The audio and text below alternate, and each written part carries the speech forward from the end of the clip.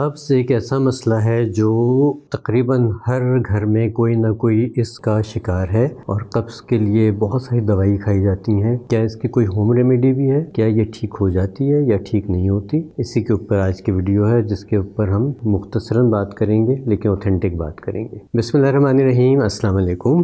قبض، کانسٹیپیشن، آپ نے سنا ہوگا کہ ہر کسی کے گھر میں کہیں نہ کہیں جب آپ بیٹھتے ہیں کوئی بات ہوتی ہے تو لوگ عموماً ذکر کرتے ہیں کہ بڑی قبض ہو گئی، یا ان کو قبض تھی تو فلاں کو یہ مسئلہ ہو گیا، یہ مسئلہ ہو گیا۔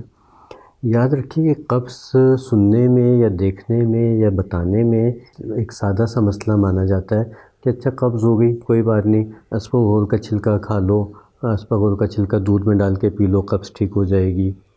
یہ کچھ ایسے عام فہم نسخے ہیں یا عام فہم ٹوٹکے ہیں جو ہمیں سننے کو ملتے ہوتے ہیں، اور اس میں کوئی شک نہیں ہے کہ یہ سب کام کرتے ہیں، جو اس طرح کی چیزیں ہمیں بتائی جاتی ہیں سب کام کرتے ہیں، لیکن یہ ان کا پرماننٹ علاج نہیں ہے۔ قبض ایک بیماری ہے اور اس کو بیماری کی طرح ہی ٹریٹ ہونا چاہیے۔ اب قبض کی بھی مختلف کنڈیشنز ہیں۔ ایک یہ ہوتا ہے کہ میں نے دیکھا ہے کچھ فیملیز میں بھی قبض چل رہی ہوتی ہے، اور ان کو اتنی قبض ہوتی ہے کہ ان کو اتنی شدید کانسٹیپیشن ہوتی ہے کہ ہفتہ 10 دن وہ واش روم نہیں جاتے، ان کو اسٹول پاس نہیں ہوتا، اور اس کے باوجود وہ اپنی نارمل لائف گزار رہے ہوتے ہیں، وہ کھا بھی رہے ہوتے ہیں، پی بھی رہے ہوتے ہیں، لیکن کہیں نہ کہیں ان کے اندر خرابیاں شروع ہو چکی ہوتی ہیں، جو اس وقت ان کو محسوس نہیں ہوتی، لیکن آگے چل کے وہ مسئلے بڑھتے چلے جاتے ہیں۔ ایک بات یاد رکھیے کہ ہم جو بھی خوراک استعمال کرتے ہیں، جو بھی غذا ہم کھاتے ہیں، اور جتنی غذا ہم کھاتے ہیں، جو استعمال ہو گئی وہ ٹھیک، جو استعمال نہیں ہوئی بدن میں، اس کا فضلہ پورا کا پورا خارج ہونا ضروری ہے۔ اگر وہ خارج نہیں ہوگا، وہ ہماری باڈی میں پڑا رہے گا، ہمارے گٹ میں، انٹسٹائنز میں، کولون میں پڑا رہے گا، تو وہ پھر تیزابی ہوتا جائے گا، ٹاکسنز بنائے گا، بہت سارے مسائل بڑھاتا چلا جائے گا۔ اب ایک ریسرچ نے یہ بتایا کہ اگر خدا نخواستہ آپ کو ڈیلی بیسس پہ اچھی طرح سے آپ کا فلش نہیں ہوتا، آپ کی باڈی فلش نہیں ہوتی، اور آپ کو اسٹول پاس نہیں ہوتا، اور کہیں نہ کہیں وہ جمع ہوتا رہتا ہے، تو 20 سال تک آپ کا فضلہ آپ کے بدن میں پڑا رہتا ہے، جو پھر سوچئے کہ کتنی غلاظت کے ساتھ کتنے زیادہ زہریلے مادے تیار کرتا ہے، کتنی گیسز پروڈیوس کرتا ہے، اور اگر ایک غلاظت کسی ایک جگہ پہ پڑی رہے اور اس کے اوپر وہ جمع بھی ہوتی رہے، تو پھر سوچئے کہ وہاں پہ کیا وہ خرابیاں نہیں کرے گا۔ تو اس لیے اگر آپ کو کچھ سال پہلے، کوئی 15-20 سال پہلے بھی آپ دیکھ لیں، تو جو ہمارے اطباء حضرات تھے، یعنی حکیم حضرات تھے، وہ ہمیشہ علاج شروع کرنے سے پہلے جلاب دیا کرتے تھے۔ ہر پیشنٹ کے حساب سے وہ جلاب کی ڈوز سلیکٹ کیا کرتے تھے، تاکہ ان کا پیٹ صاف ہو جائے۔ جب پیٹ صاف ہوتا تھا تو پھر وہ دوائی بھی اچھی اثر کرتی تھی، اور جو غذا بتائی جاتی تھی وہ بھی اچھا اثر کرتا تھا۔ اب تو اس کا کوئی رواج ہی نہیں ہے۔ کچھ گھروں میں جہاں پہ لوگ تھوڑا سا ہیلتھ کانشیس ہیں، وہ پھر بھی اب کچھ نہ کچھ ایسی چیزیں استعمال کر لیتے ہیں جس سے ان کا ہفتے 10 دن، مہینے میں ایک دفعہ ایٹ لیسٹ پوری طرح سے باڈی میں سے فضلہ نکل جاتا ہے، اسٹول پاس ہو جاتا ہے۔ اور آپ دیکھیں گے اگر جن لوگوں کا ڈیلی بیسس پہ اچھی طرح فضلہ پاس ہو جاتا ہے، تو ان کی اسکن بھی بڑی گلوئنگ ہوتی ہے، ان کا موڈ بھی بڑا اچھا ہوتا ہے، ان کی صحت بھی بڑی اچھی ہوتی ہے، ان کے بال بھی بڑے اچھے ہوتے ہیں، اور وہ غذا بھی بڑے شوق سے کھاتے ہیں۔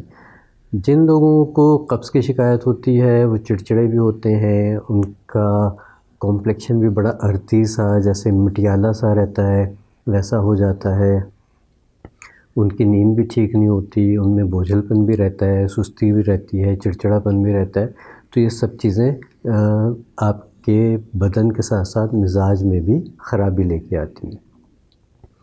تو اس کے لیے کیا چیزیں ہم کر سکتے ہیں، یا کانسٹیپیشن کے اور کیا نقصانات ہو سکتے ہیں؟ ایک تو دیکھیے میں نے آپ کو بتایا کہ موڈس ہیں، آپ کی ہیلتھ ہے۔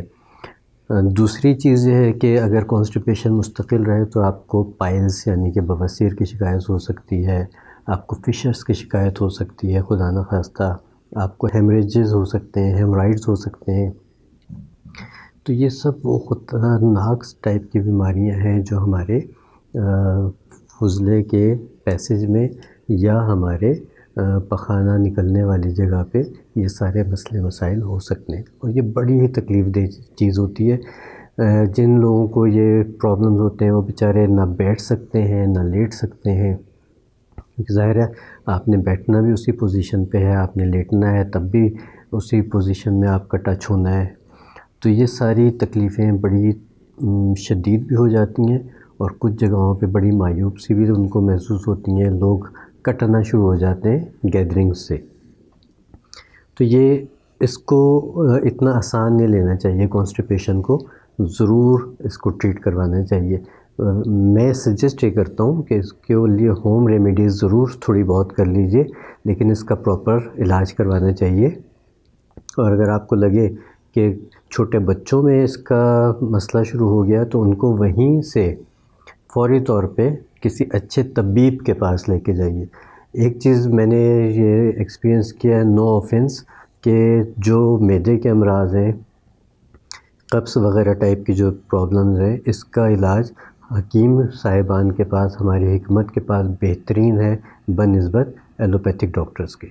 تو پہلی فرصت میں کسی اچھے حکیم کے پاس، طبیب کے پاس، کسی اچھے نیچروپیتھ کے پاس جائیے، انشاءاللہ وہ آپ کی اس پرابلم کو سولو کر دیں گے۔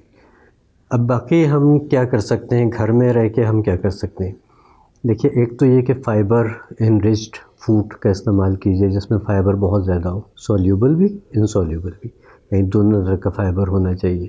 اس کے لیے آپ کو کیا کرنا ہے کہ آپ کو سبزیاں زیادہ کھانی ہیں، آپ کو پھل زیادہ کھانے ہیں، آپ کو دودھ کا بھی استعمال کرنا ہے، آپ کو جو بھی اناج استعمال کرنا ہے وہ ہول گرین استعمال کرنا ہے، چاہے وہ آپ نے گندم استعمال کرنی ہے تو ہول گرین کرنی ہے، باجرہ استعمال کرنا ہے تو ہول گرین کرنا ہے، آپ نے اس میں سے کوئی چیز چھنی بھی نہیں لینی۔ دوسرا یہ ہے کہ جیسے ابھی اناج کی میں بات کر رہا ہوں، آپ اناج بدل بدل کے استعمال کیجیے۔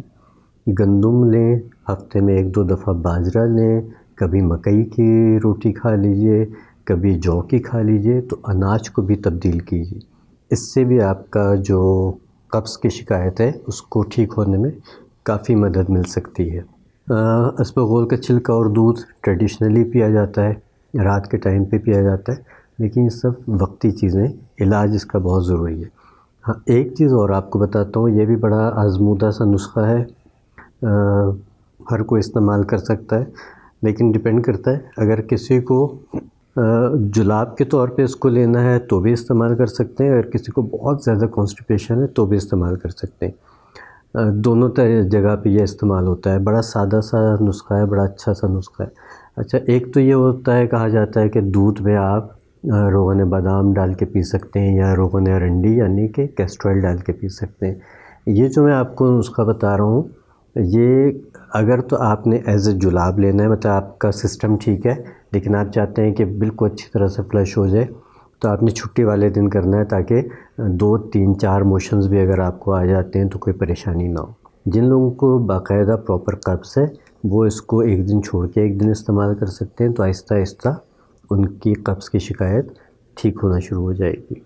نسخہ نوٹ کیجئے، سادہ سا ہے، 2 چیزیں ہیں صرف اس میں۔ وہ یہ ہے کہ آپ نے 1 کپ پانی لینا ہے، اس میں 1 ٹیبل اسپون بھر کے سونف کا ڈالنا ہے، اور اس کو آپ نے اتنا پکانا ہے کہ سونف اس میں خوب اچھی طرح سے پک جائے، اور پانی آپ کا تھوڑا سا 25% ریڈیوس ہو جائے، یعنی 1/2 کپ آپ کے پاس رہ جائے۔ اس میں آپ نے جب یہ گرم ہو تو آپ نے اس میں 1 ٹی اسپون کیسٹر آئل کی ڈالنی ہے، ٹھیک ہے؟ 1 ٹی اسپون کیسٹر آئل کی ڈالیے، اور صبح نہار منہ ایک گرم گرم پی جائیے، اتنا گرم جتنی ہم چائے پی سکتے ہیں، یعنی کہ کھولتا ہوا آپ پی لیں اور خدا نہ خواستہ منہ جلا لیں، اتنا جتنا ہر شخص گرم چائے اپنے پسند کی پیتا ہے، بس اتنا گرم آپ نے پینا ہے۔ تو یہ سونف کا پانی آپ نے لینا ہے، اس میں 1 ٹی اسپون آپ نے کیسٹر آئل کا ڈالنا ہے، صبح نہار منہ پیجئے۔ جن کو قبض ہے وہ ایک دن چھوڑ کے ایک دن لے سکتے ہیں، جو پوری طرح سے اس کو ایز اے جلاب لینا چاہتے ہیں تو وہ ہفتے میں 1 دفعہ لے لیں، چھٹی والے دن لے لیں۔ اگر آپ کو لگے کہ فرق نہیں پڑا تو پھر آپ نے کیا کرنا ہے کہ کیسٹر آئل کی مقدار تھوڑی سی اگلی دفعہ بڑھا دیجئے. تب فرض کیجئے اس سنڈے آپ نے 1 ٹی اسپون کے ساتھ 1 ٹی اسپون کیسٹر آئل کے ساتھ 1 گلاس بھی یا 1 کپ پیا آپ نے, فائدہ نہیں ہوا اتنا زیادہ, تو پھر آپ نیکسٹ سنڈے کو 1 ٹی اسپون کے بجائے 1.5 ٹی اسپون کر دیجئے کیسٹر آئل کا. وہ دیکھیں کہ کیسا لگتا ہے. اگر آپ کو لگے کہ وہ بھی تھوڑا سا کم ڈوز ہے تو آپ 1 ٹیبل اسپون کیسٹر آئل تک جا سکتے ہیں, اس سے زیادہ پھر آپ نے نہیں بڑھانا. پھر یہ ہوگا کہ 1 ٹیبل اسپون کیسٹر آئل کو پھر آپ ریپیٹ کر سکتے ہیں دوسرے دن یا تیسرے دن, 2 دن کے گیپ کے ساتھ. یہ کیجئے. اور اپنی خوراک کو ہمیشہ یہ بات کرتا ہوں کہ اپنی خوراک کو ضرور دیکھیے کہ آپ کیا کھا رہے ہیں. سمجھداری سے کھائیے, عقل مندی سے کھائیے, سوچ کے کھائیے کہ کیا کھا رہے ہیں, اس کا کیا فائدہ ہے اور اس کا کیا نقصان ہے. جن چیزوں کا لگتا ہے کہ آپ کو نقصان ہے ان کو چھوڑ دیجئے, جو چیزیں آپ کے لیے فائدہ مند ہیں ان کو اپنا لیجئے. انشاءاللہ صحت مند رہیں گے, خوش رہیں گے اور لمبی عمر پائیں گے انشاءاللہ. اگلی ویڈیو تک کے لیے اجازت دیجیے. اللہ نگہبان.